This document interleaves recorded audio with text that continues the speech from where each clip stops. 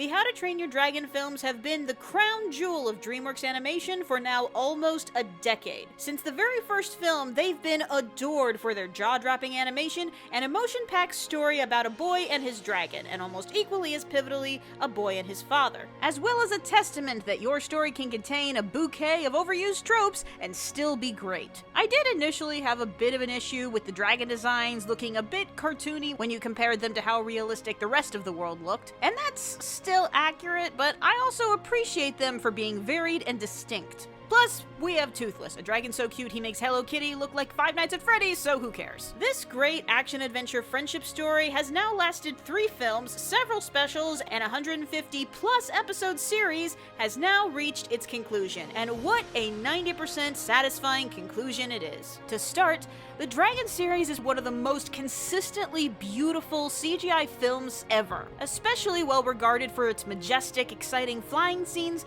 but also for its ridiculous level of detail. Oh my god, look at the sand! There are some great action set pieces, and the hidden world is a beautiful, glorious, stunning series of eyegasms. I really like the new dragon armor they sneakily get away with by saying that dragons shed, and like the first one got a lot of praise for its granted one scene of speechless characterizing visual storytelling, now we have more of that between Toothless and the Bright Fury. I honestly think Bright Fury sounds better. And not just Toothless's flirting, but a scene where the Bright Fury teaches Toothless a new technique. And of course, who doesn't love watching giant winged lizards act like cats? As for the story, we see the now Chief Hiccup feeling the weight of his new responsibilities. The films as a whole have largely been one long Hiccup coming-of-age story, and Dragons 3 very much follows and concludes that lead. Through the whole film, you see Hiccup frustrated between doing what's right for the village versus doing what's right for the dragons, versus staying true and respecting his father's wishes, versus his own insecurities and wants. And I give it a lot of credit. You don't see a lot of family movie protagonists where the protagonist is the one calling the shots for others. They're usually the rebels or the outliers. So it's a nice change to really see those struggles. Hiccup is also unique for being highly intelligent. The previous films mostly focus on his gadget making and overall peacekeeping.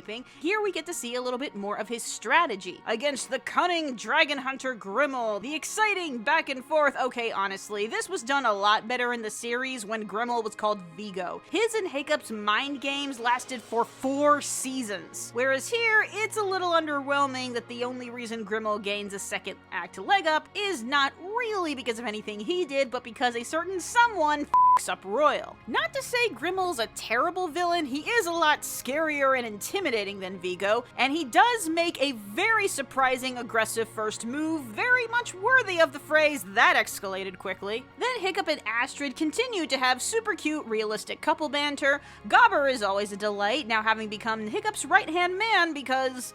sorry, I can't. But the heart of the series is naturally Hiccup and Toothless, who are as adorable as always as our favorite boy and his inhuman soulmate. However, as much as we love them together, here they spend a lot more time separated, trekking their own paths, which fits because that's literally what the film is about, leading to a heart-swelling, bittersweet ending that at this point everyone knows is coming, but we've made our peace with that.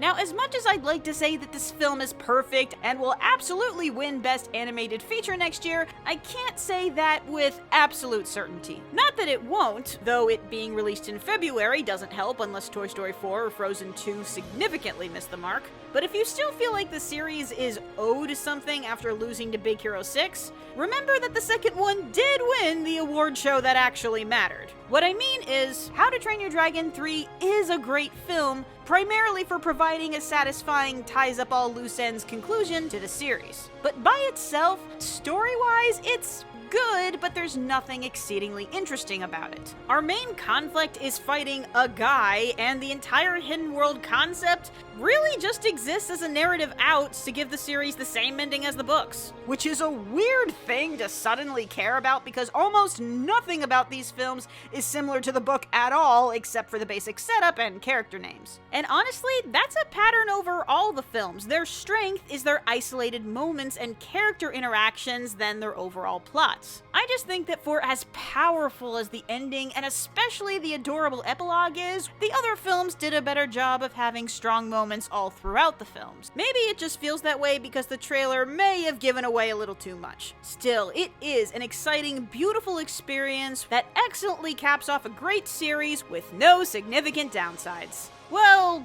almost. This film does have one prominent weak point, and unfortunately, it's the same weak point the series has had since the beginning. The other Dragon Riders, specifically these three. They have never been worse than they are in this movie. As much as I didn't love them as the obligatory school bully stand-ins in the first film, or how much I hated the forced love triangle in the second movie, in part because they ignored the fact that Fishlegs already had a girlfriend, but at least in the second movie, Astrid and the others were actually advancing the plot while Hiccup was doing his lost parent stuff. But here, they serve absolutely no narrative purpose, except to be Hiccup's backup, which is something apparently no one else in the village can do that is full of dragons and Vikings. It's very evident that after the first film, no one really knew what to do with these characters, so they've just been fapping about since then. Toughnut's going on about his knot beard and insulting Hiccup, Roughnut being an idiot and putting everybody in danger and never being berated or apologizing for it.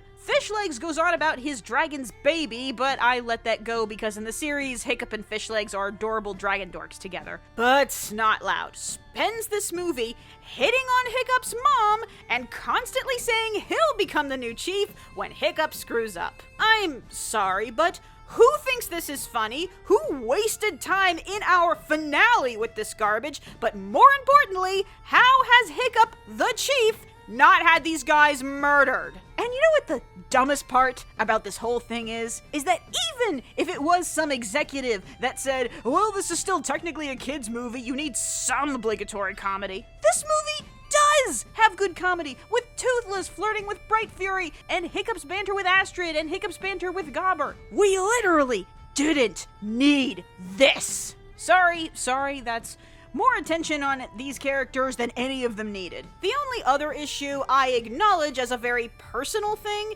is that I do wish the film could have acknowledged the series a little bit more. Now, I've said before that I had a list of desired cameos from the series that I wished were in the movie, but I knew that that was kind of a long shot. The movies and the series are ultimately two different departments after all. There's definitely some overlap, as you can see things like familiar dragon designs, like the fireworms, in that super pretty shot that's in every single trailer. But come on, they had literally the perfect opportunity to seek refuge in one of the various other dragon-friendly civilizations they know about. That would have been the perfect opportunity to bring back Mala and Dagger, or at least mention how they've already been attacked. But as much as that would have made me happy, I admit that it's not this movie's fault. But what is true is that for as great and beautiful as the films are, the series has always been consistently better at world building and character.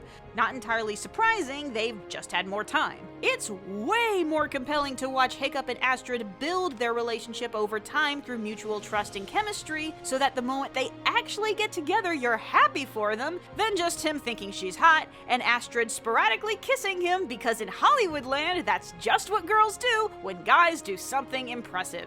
Idiots. And that's probably why this film feels a little underwhelming to me. There's instances in this film that have just been done better in the series. Burke has been under siege, Vigo is a much better intellectual foe, Astrid actually does things other than being Hiccup's emotional support, the other dragon riders are occasionally entertaining and or useful, and Roughnut has done the idiotic hostage routine before, and didn't screw it up this badly. Now, there very well may be a case of first impression bias in this, but my main point about this is, if you're depressed about the film series ending and you haven't checked out the series yet, I highly recommend it. But certainly not every episode is a masterpiece, and it does improve vastly after the time skip in season 3. And remember, the only thing sadder than this series ending is DreamWorks' future without it. And speaking of recommendations, I've been pretty happy with a fair number of the anime showing this winter. I'm continuing last season's run with The Wind, the two crushing geniuses trying to outwit each other in Love is War is hilarious, My Roommate with a Cat is adorable. By now you've probably heard of the new hot horror suspense thriller that is Promised Neverland, and Mob Psycho 100 has somehow been able to deal mind-blowing animation and consistent consistent emotional damage every 2 weeks.